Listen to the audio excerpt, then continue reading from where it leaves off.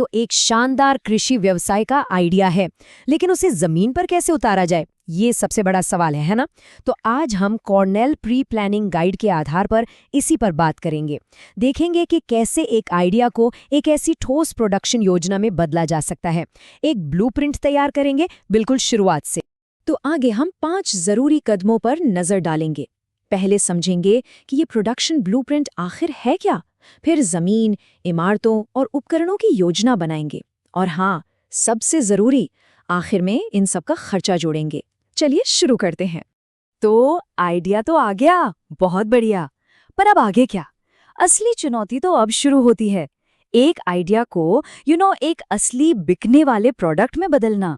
और यही वो सवाल है कि कैसे और कहाँ प्रोडक्शन करें, जो हर नए एंटरप्रेन्योर को परेशान करता है। देखिए, एक शानदार आइडिया होना एक बात है, पर उसे हकीकत बनाना वो बिल्कुल अलग ही बॉल गेम है। तो आज इसी गैप को भरने की कोशिश करेंगे। किसी भी कृषि व्यवसाय की शुरुआत उसकी नींव, उसकी जमीन से होती है। ये सिर्फ मिट्टी का टुकड़ा नहीं है, ये पूरे सपने का फाउंडेशन है। तो चलिए इस नींव की पहली ईंट रखते हैं और समझते हैं कि जमीन में क्या क्या देखना जरूरी है। कभी सोचा है कि हर जमीन खेती के लिए एक जैसी क्यों नहीं होती? जवाब है एक कॉन्सेप्ट में, जिसे कहते हैं भूमि क्षमता। ये सिर्फ मिट्टी की क्वालिटी नहीं है, ये एक तरह से बिजनेस की कामयाबी की चाबी है। यूएसडीए ने मिट्टी को क्लास 1 से 8 तक 8 अलग अलग क्लास में बांटा है। अब इसमें क्लास 1 और 2 तो समझो सोना है, खेती के लिए बेस्ट। बाकी क्लास में थोड़ी बहुत सीमाएं या चुनौतियां आ जाती। अब जरा इस चार्ट पर नजर डालिए। ये एक रियलिटी चेक जैसा है। न्यूयॉर्क जैसी स्टेट जहां इतनी खेती होती है, वहां भी सिर्फ 22% जमीन ही बेस्ट कैटेगरी में आती है। मतलब साफ है, अच्छी जमीन ढूंढना कितना मुश्किल और कितना इंपॉर्टेंट है। ये एक लिमिटेड रिसोर्स है, तो फैसला बहुत ही सोच समझ कर लेना होगा। तो फिर सही जमीन चुने कैसे? शुरुआत इन 4 जरूरी सवालों से होती है। ये सिर्फ जमीन खरीदने की बात नहीं है, ये तो एक तरह से अपने बिजनेस के लिए एक सही पार्टनर चुनने जैसा है। सवाल ये है, क्या जमीन आपके प्रोडक्ट के लिए सही है? क्या मिट्टी को आगे बेहतर करने की जरूरत पड़ेगी? लोकेशन कैसी है? मार्केट पास है, आने जाने में आसानी है, और वहां पानी, बिजली जैसी बेसिक चीजें हैं या नहीं? और फिर आता है वो बड़ा सवाल, जमीन खरीदें या रेंट पर लें? देखिए, खरीदने के अपने फायदे हैं, ओनरशिप मिलती है, पूरा कंट्रोल रहता है, एक लॉन्ग टर्म एसेट बन जाता है।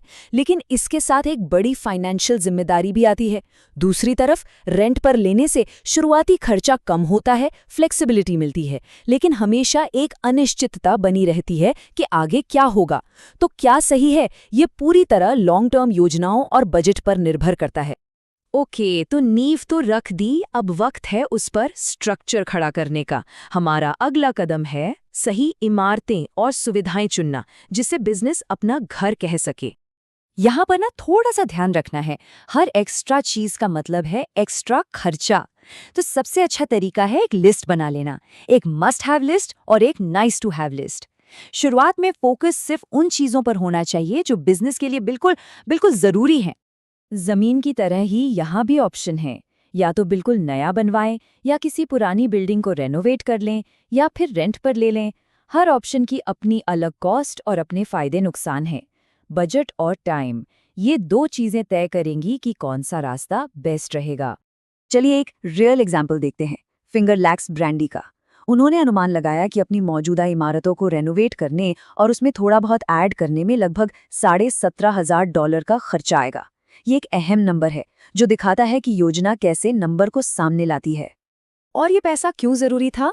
क्योंकि उन्हें सिर्फ एक बिल्डिंग नहीं, बल्कि एक ऐसी जगह चाहिए थी जो एकदम स्पेसिफिक काम के लिए बनी हो। एक class C food processor building, ऐसी दीवारें जिन्हें आसानी से धोया जा सके, वाइन और ब्रांडी के लिए प्रॉपर स्टोरेज और एक अलग से बड़ा सेप्टिक सिस्टम। इससे एक बहुत ज़रूरी बात समझ आती है, बिल्डिंग ऐसी होनी चाहिए जो बिजनेस की ज़रूरत पूरी करे, ना कि बिजनेस को बिल्डिंग के हिसाब से एडजस्ट करना पड़े। तो ज़मीन हो गई, इमारतें हो गईं, अब ब्लूप्रिंट के आखिरी फिजिकल हिस्से पर आते हैं, यानी उपकरण। वो सारे औजार और मशीनें जिनके बिना प्रोडक्ट बन ही नहीं सकता। ये वो एरिया है जहां devil is in the details वाली बात बिल्कुल फिट बैठती है। छोटी से छोटी चीज, एक नट बोल्ट भी पूरे प्रोडक्शन को रोक सकता है। तो एक लिस्ट बनाएं और फिर उसे डबल चेक, ट्रिपल चेक करें। इस मामले में जितना डिटेल में जाएंगे उतना अच्छा है। और अच्छी खबर यह है कि हर चीज खरीदना जरूरी नहीं है। रेंट पर ले सकते हैं, लीज पर ले सकते हैं, या एक और ऑप्शन है कस्टम हायर। कस्टम हायर का सीधा सा मतलब है आप किसी एक्सपर्ट को उसके उपकरण के साथ काम पर रख लें। मान लीजिए फसल काटनी है, तो महंगी मशीन खरीदने की जगह आप किसी ऐसे को हायर कर सकते हैं जिसके पास वो मशीन पहले से है। वापस फिंगरलेग्स ब्रांडी के एग्जाम्पल पर आते हैं। उन्होंने अंदाजा लगाया कि सारे जरूरी उपकरण, टैंक, पाइप खरीदने और इंस्टॉल करने में $17,000 के आसपास लगेंगे। ये एक और बड़ा खर्चा है जिसे बजट में जोड़ना पड़ेगा। तो अब तक हमने जिन चीज़ों की बात की है, ज़मीन, इमारतें, उपकरण, ये सब मिलकर बनता है आपका शुरुआती यानी कैपिटल स्टार्टअप बजट। चलिए अब इसका पूरा हिसाब किताब करते हैं। ये बिजनेस के मैथ का सबसे इंपॉर्टेंट पार्ट है। फॉर्मूला बहुत सिंपल है, ज़मीन की कॉस्ट प्लस इमारतों की कॉस्ट प्लस उपकरणों की कॉस्ट। इन सब को जोड़ने पर जो फाइनल नंबर आएगा वही है आपका टोटल कैपिटल स्टार्टअप कॉस्ट। और यही वो नंबर है जो तय करेगा कि आइडिया आगे बढ़ सकता है या नहीं। ये स्लाइड सब कुछ एक साथ लाती है। फिंगरलेग्स ब्रांडी के केस में देखिए, जमीन का खर्चा 0 था, जो एक बहुत बड़ा एडवांटेज है, लेकिन इमारतों और उपकरणों को मिलाकर उनकी कुल स्टार्टअप कॉस्ट $34,000 से $55,000 के बीच थी। ये जो रेंज है ना, ये बहुत जरूरी है। मतलब योजना में हमेशा थोड़ा ऊपर नीचे की गुंजाइश रखनी चाहिए। और ये एक गोल्डन रूल है, उपकरणों पर जितना पैसा बचा सकते हैं उतना ही बिजनेस के लिए बेहतर है, क्योंकि शुरुआत में बचाया गया हर एक रुपया आगे चलकर बिजनेस को टिकाए रखने में काम आता है। तो स्मार्ट बनना है, किफायती रहना है और बिजनेस को सफलता का सबसे अच्छा मौका देना है। और आखिर में यही सबसे बड़ा सवाल है। अब वक्त है खुद से पूछने का, क्या ये प्रोडक्शन ब्लूप्रिंट सिर्फ एक सपना है या एक यथार्थवादी योजना? इसका जवाब सिर्फ आपके पास है, और उसी जवाब में आपके कृषि व्यवसाय का भविष्य छुपा है।